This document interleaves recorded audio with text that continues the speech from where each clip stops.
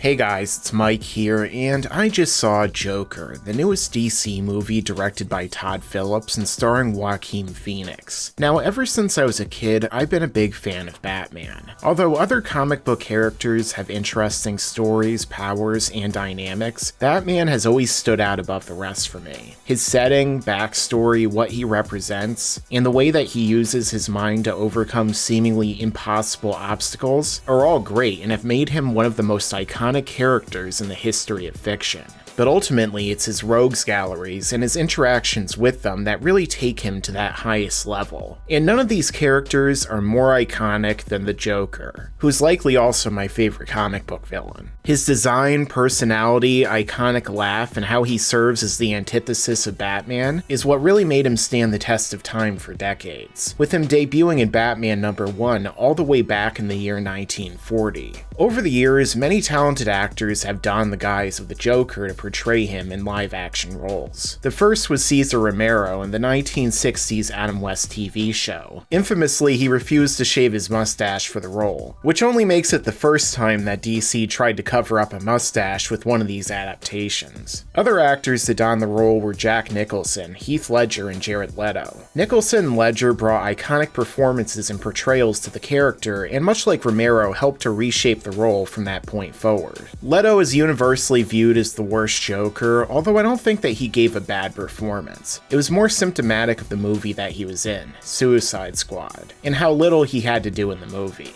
Now, Joker has served as a side character in other DC stories, but after these other performances and their unique portrayals, people weren't really digging the whole tattoo-covered Hot Topic-inspired version here. Another person who deserves a great amount of credit is Mark Hamill, who voiced Joker in Batman the Animated Series. His take on the character has always been my favorite, be it the voice, the inflections, or his iconic laugh that beats all the rest. It only further shows just how great he is that he's played the Joker in most animated or video game adaptations since, and when he doesn't, it always feels like much of the magic is missing. So with this iconic history of the Joker and legendary actors having portrayed the character, Todd Philips and Joaquin Phoenix really had a lot of expectations to live up to. This was only further amplified when we learned that this would be an Elseworlds origin story, showing us how a man can go from a member of society to snapping and devolving into the Crown Prince of Crime. This was something that had a number of fans split, because with a character like the Joker, this could easily go very wrong.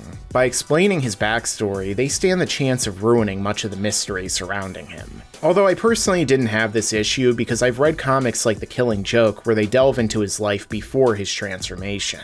But nonetheless, I can understand the concerns as far as the live-action version goes. However, once I heard that Joaquin Phoenix was cast to play this role, and then we saw the makeup test in the trailers, I was excited. Now, I don't normally allow myself to get too hyped up for a movie, since many of them end up being disappointments, especially in this day and age. But the more I saw of the film, the more my expectations were raised, even despite the clear fear-mongering in the media for yet another movie that dared to ask probing questions about society, and have violence in an R-rated comic book movie about the Joker. I know, shocking, right? But despite that, I didn't allow the recent brand of media-induced stupidity to keep me from the theater. And now upon seeing Joker, I'd have to say that not only did it live up to my expectations, but in many ways it exceeded them. Joker is by far the best DC movie since The Dark Knight, and perhaps the best movie I've seen all year. In the world of comic book movies, this film is a masterpiece, which you probably figured out based on my title. So with that being said, I'm going to explain what made this movie such a success, while keeping clear of any real spoilers since I want you guys to actually enjoy it despite other channels constantly shoving spoilers and ending explain videos right in your face. Now I'll begin first with perhaps the most talked about aspect of this movie, although given the current media coverage it's kind of uncertain if that's still the case, and that would have to be the performance from Joaquin Phoenix as Arthur Fleck,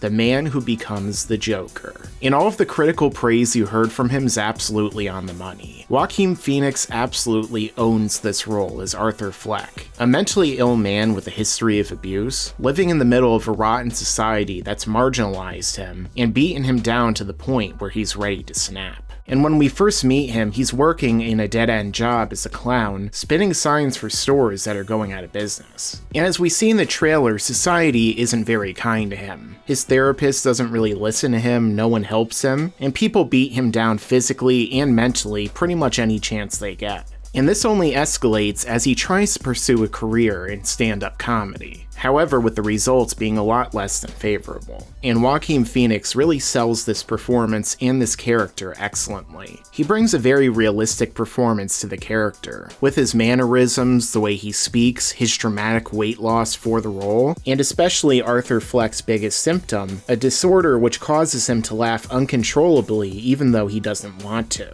And in a way that's actually uncomfortable to watch because you can tell that the character is suffering and in pain during these bouts of laughter. And I think uncomfortable is a really great word to use for this movie, because even though there are some entertaining moments during the movie, the tones of the film itself are very dark and very uncomfortable, with a strong sense of tension throughout, especially surrounding Arthur Fleck's character, because you never know exactly when this guy is gonna snap, and when people around him are gonna get hurt as a result. And this film is pretty much entirely centered around this character, with Joaquin Phoenix appearing in almost every scene in the entire film. So pretty much everything that we see is from his perspective. And as a result, this film gives us a great character study that shows the metamorphosis from someone who is a marginalized member of society, making the wrong decisions and going down the wrong path so far to where they eventually become, for lack of a better term, a supervillain. It's a real powerhouse performance, which is reminiscent of Joaquin Phoenix's performance in The Master, directed by Paul Thomas Anderson,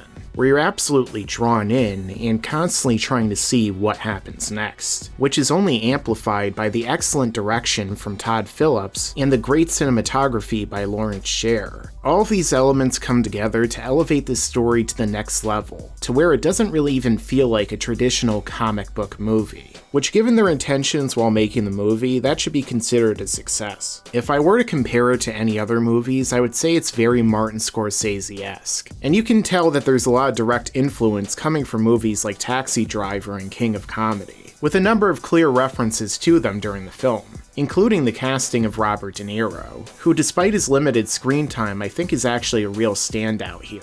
There's been a number of modern movies that De Niro has been in just for a paycheck where he kind of phones it in, but you can tell he's a lot more invested here. Pretty much every other actor, such as Zazie Beetz or Brett Cullen, have a more limited role in this film, because it is so centered around Phoenix's performance and transformation into the Joker, but all of them do really well with the screen time they're given, and are involved in some pretty big plot points. Now, one of the main criticisms I have heard from other people about this film is that they feel like maybe it's a little too derivative of Martin Scorsese. Like I mentioned, there is clear influence from his films, and there even are direct references to them. And certainly you can draw some parallels between Arthur Fleck and Travis Bickle from Taxi Driver. But ultimately, no film is really original these days. They're all influenced by something one way or another. And it really comes down to the execution and how the filmmakers deliver on those elements. And I think Todd Philips did it the right way, taking inspiration from films like those, and then taking the classical Batman elements, and using and incorporating them all in a way that makes them completely his own. And along the way, there are some really big twists in the story that completely subvert your expectations of what's going on, and not in the typical terrible Rian Johnson way either, but rather in ways that completely fit in with the Joker as a character and what we know about his mental state. And a lot of it felt very Nolan-esque, which is only appropriate considering that he directed the Dark Knight trilogy, which at least up until now had perhaps the greatest live-action Joker performance. And I might as well get into that now, considering that there's certainly bound to be a lot of comparisons between Joaquin Phoenix's performance as the Joker and Heath Ledger's performance, as well as comparing the Joker movie to The Dark Knight. But despite the darker and more gritty approach to these characters, the two films are actually pretty different. One of them is a crime drama with Batman and the Joker, and the other is a character study about a mentally ill man and the broken society that pushes him across the line. One Joker is in his peak of crime, and the other one is just beginning. Both of them are a new director and actor-driven take on the character that aren't exactly comic book accurate, but they're also not meant to be. But nonetheless, the question still remains as to whether or not Ledger or Phoenix is the superior Joker. And honestly, at this point, I don't have a real answer to that question. On one hand, Phoenix was able to carry an entire film with his performance and his transformation into the Joker. On the other, Ledger was able to steal every scene he was in his fully realized take on the Joker. And I think before anyone can really make the determination, we're gonna have to go back and watch and rewatch both The Dark Knight and Joker for years to come. However, at this point in time, I would say that the performances are at least around the same level, and the movies maybe as well. And finally, I think that I should address the big elephant in the room, which is the constant ongoing talk about the politics of the film, and the idea being presented in the incredibly biased media recently that this film in some way promotes violence. But for anyone who's actually seen the film, you would know that that's complete nonsense. It's nothing more than fear-mongering from the same people who promote this outrage culture in order to get clicks on their pretentious articles and push their own divisive political agendas. These are the same people that gave Dave Chappelle's Sticks and Stones a low rating on Rotten Tomatoes, or pushed Rambo: Last Blood as some kind of Trumpian fantasy. Now, whether they're being forced to say these things, or they're just as delusional as the Joker, they're still wrong. This film isn't anywhere near as violent as it was made out to be. It isn't even as violent as the Deadpool movies, let alone a movie that directly inspired it like Taxi Driver that was far more graphic than this. Sure, it has some political leanings, but unlike the abysmal Captain Marvel, they're less in support of one ideology, but more about turning the lens on us as a society, and asking us to see what role we play in these things. And if there's anything that these people hate more, it's ever thinking that they might be wrong, and that maybe, just maybe, they're the problem here. So overall, Joker is a comic book masterpiece, and something that those of the appropriate age and maturity level should go out and see. And parents, don't bring your little kids. You really need to stop doing that with clearly R-rated movies. Just get a babysitter, settle in, and watch this modern classic unfold. For those of you who have seen Joker, what do you think of the movie? Let me know down below. Make sure to like this video if you like it and share it out with your friends so that they can join in the conversation.